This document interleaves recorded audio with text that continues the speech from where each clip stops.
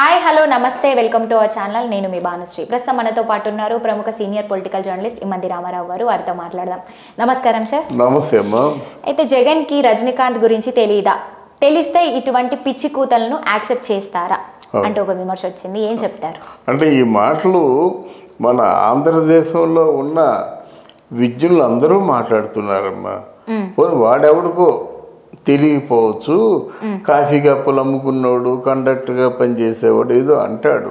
అంటే ప్రతి ఒక్కరు కూడా జీవితంలో చాలా నీచమైన పనులు చేసి ఉంటారు. తప్పే ఉంది ఇందులో. అందువల్ల తప్పు లేదు కదా. బ్రతుకు తెరువు కోసం అప్పట్లో పెద్ద ఆదాయం ఉండేది కాదు. ఇంటిల్లో పనిచేస్తే కానీ గడిచేది కాదు. అందువల్ల చేసి ఉండొచ్చు, ఆయన ఏదో కూర్చుండొచ్చు. మరి పార్టీ పెద్ద కదా జగన్మోహన్ రెడ్డి, ఇంత విజ్ఞత ఉంది కదా. ఎవరా నీకు పిచ్చెక్కిందా? నీకు ఉన్మాద స్థితిలో మాట్లాడుతున్నావా? ఆయన కళాకారుడు, పొరుగు కళాకారుడు, దేశంలో పెద్ద పేరున్నవాడు, పద్మభూషణుడు, అక్కడ సూపర్ స్టారు. ఆయన నడిచినట్టయితే రోడ్డు ట్రాఫిక్ బంద్ అయిపోతుంది అన్నమాట.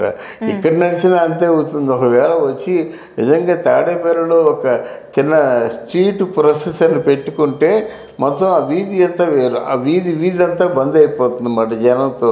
అంతా పబ్లిక్ పలుకుబడి ఉన్నవాడు. ఆయన్ని తీసుకొచ్చి నువ్వు టీలు అమ్ముకున్నవాడి, గ్లాసులు కడిగిన వాడివి అన్నం ఎంతవరకు న్యాయం?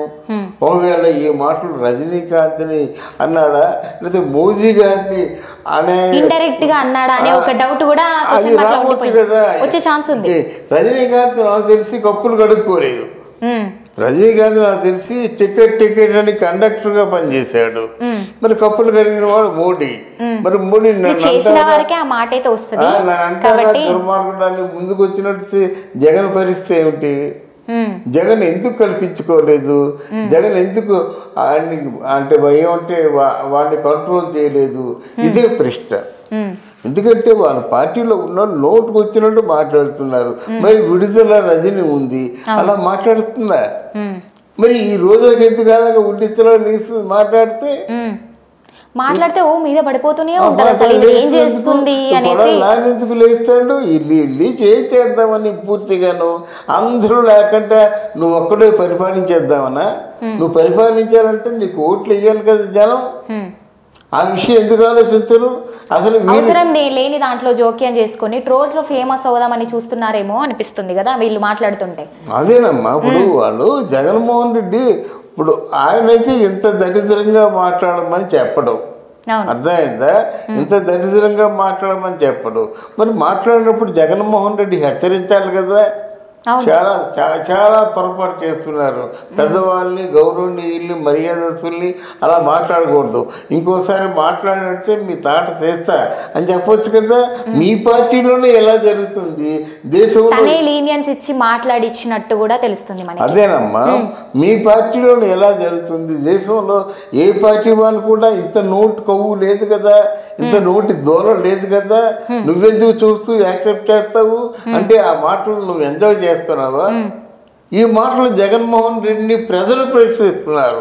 మన మాటలు కాదు, ప్రజలే ప్రశ్నిస్తున్నారు. నీకెందుకు ఈ సరదా? రేపొద్దు నీ ఫ్యూచర్ అయితే రాజకీయాల్లో నిలబడలేడు ఇంకా. అదే నీ పార్టీ 10 కాలాల పాటు ఉండాలని కోరుకున్న వాడివి ఇలాంటి మాటలు ఎందుకు మాట్లాడిస్తావు అని ప్రజలు అంటున్నారు. దానికి సమాధానం ఏంటి? అయితే సార్, ఇలాంటివి ఒక్కొక్క పార్టీలో ఉండి కార్యకర్తలు అయినటువంటి వీళ్ళు ఇలా విమర్శించడం ఎంతవరకు కరెక్ట్ అంటారు? ఇలాంటి వాక్యాలు చేయడం ఇలా అయితే రాజకీయాల్లో నిలబడతారంటారా? రాజకీయాల తాలూకు ముఖ చిత్రమే మారిపోతుందమ్మా. రాజకీయాలు అంటే ఎంతో డిగ్నిఫైడ్గా ఉండాలి. ఆ మాట్లాడే పద్ధతిని కూడా ఆ నాయకులు మాట్లాడుతుంటే మనం నేర్చుకోగలిగే స్థితిలో ఉండాలి. అదేది లేకుండా నోటికి ఎంత మాట వస్తే అంత మాట మాట్లాడడం, ఎన్ని బూతులు వస్తే అన్ని బూతులు మాట్లాడడం. ఆ బూతులు మాట్లాడడం కూడా ఆడవాళ్ళు మాట్లాడడానికి సిగ్గుపడతారు. మగవాడికి కొంచెం నోటు కొవ్వు ఎక్కువ, ఆడవాళ్ళు సిగ్గుపడతారు. కానీ అక్కడ ఆడవాళ్ళే మాట్లాడుతున్నారు. ఆ రోజుకి ఏంటి అసలు ఆ బుద్ధి జ్ఞానం ఉంటే రోజు అలా మాట్లాడుతుందా ఏమిటి? పైగా పూజలు చేస్తే భగవంతుడు ఈ మాటలే చెప్పాడా నీకు? భగవంతుడు ఏం చెప్పాడు? పొరుగువాడిని ప్రేమించమన్నాడు, పొరుగువాడిని కూడా నీలాగే చూసుకోమని చెప్పాడు. ఎవరికైనా బుద్ధి జ్ఞానం లేకపోతే ఆ బుద్ధి జ్ఞానం ఉండేలా చూడమని చెప్పాడు. కానీ నీకు బుద్ధి జ్ఞానం లేనట్టుగా మాట్లాడితే దేవుడు నిన్నేం చేస్తాడు? నిన్ను చూసి రోజా గురించి మాట్లాడుకున్నట్టయితే మినిస్టర్ పదవి అయితే తీసుకుంది, ఎమ్మెల్యే పోస్ట్ నుంచి డైరెక్ట్గా మినిస్ట్రీకి అయితే వచ్చేసారు ఆవిడ.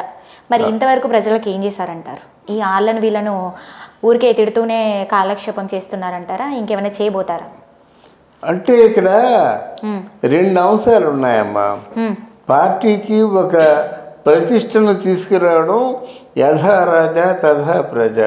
అంటే పార్టీ నాయకుడి మీద ఉంటుంది, పార్టీ తాలూకు మంత్రుల మీద కూడా ఉంటుంది. తర్వాత ఏది ఏమైనప్పటికీ, ఏది ఎన్నైనప్పటికి కూడా ప్రజా సంక్షేమమే ముఖ్యం.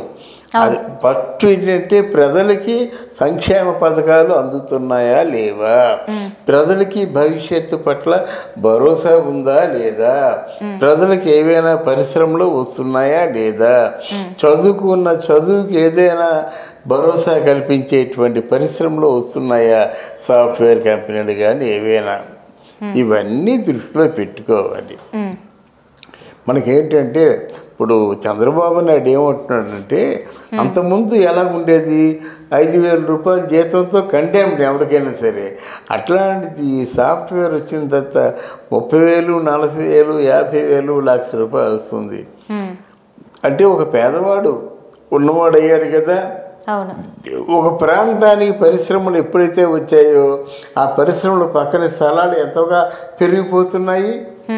అడుగు 10 లక్షలు ఒక ఎకరం ఉన్నట్టయితే పక్కన పరిశ్రమ వస్తుంది, ఆ 10 లక్షలు ఎంత అవుతుంది, ₹1,00,00,000 అయిపోతుంది.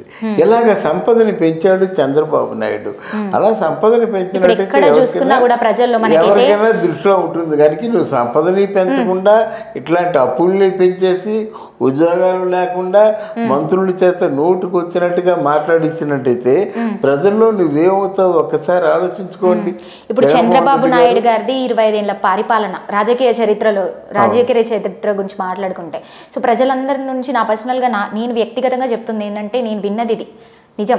చంద్రబాబు నాయుడు గారే ఇప్పుడు వస్తుంది, కాంగ్రెస్ పార్టీ వస్తుంది, చంద్రబాబు నాయుడు గారికి ఓటేస్తాం, చంద్రబాబు నాయుడు గారే నిల్చుంటారు ఈసారి, ఎంత మంచి పాలన తంది, ప్రతి ఒక్కరికి ఉద్యోగాలు ఇచ్చారు, కేసీఆర్ సార్ ఏం చేస్తున్నారు, అలాగే ఈ జగన్ అన్న అయితే దిగిపోతాడు, వీళ్ళకి ఇంకా ఓట్లు వాళ్ళు అనుకుంటున్నారు కానీ ఒక్క ఓటు కూడా పడదు, ఇప్పుడైతే మనకి చంద్రబాబు నాయుడు గారే వస్తారు అని అయితే ప్రజలైతే అనుకుంటున్నారు.